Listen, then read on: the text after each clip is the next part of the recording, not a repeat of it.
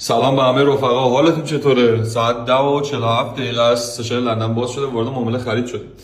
دلیل ورود رو خدمتتون میگم. استاپ رو قرار داده بودم 25 بی پی، تارگت کوچیک داشتم برای اینکه این صفحه برام مهم بود. الان فعلا بهش واکنششون داده.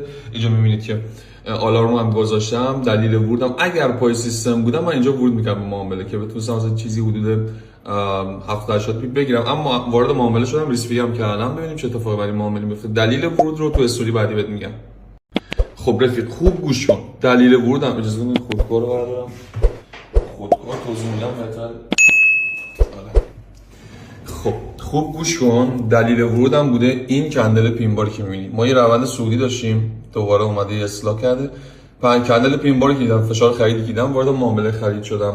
قرار نیست که شما 100% تمام فشارهای خرید رو تشخیص بدید. ما تحلیلگریم، وارد معامله میشیم و میتونیم که طبق تحلیل پیش ببریم. قرار نیست تمام تحلیلاتون درست پیش بره، یا مثلا اگه کندل پینبار دیدید حتما 100 همون مسیر رو به سمت بالا بره.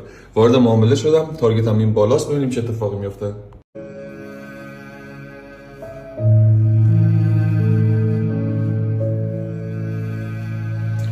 50 پیپو گرفتیم، دیدین؟ الان براتون توضیح میدم قشنگ. الان اینجا بزرگم کنم فکر کنم دید داره براتون. اجازه بدین دیگه. از این هیستوری شهر افتادن وجود داره مگه؟ شاخص داو جونز 50 پیپ سود، تمام.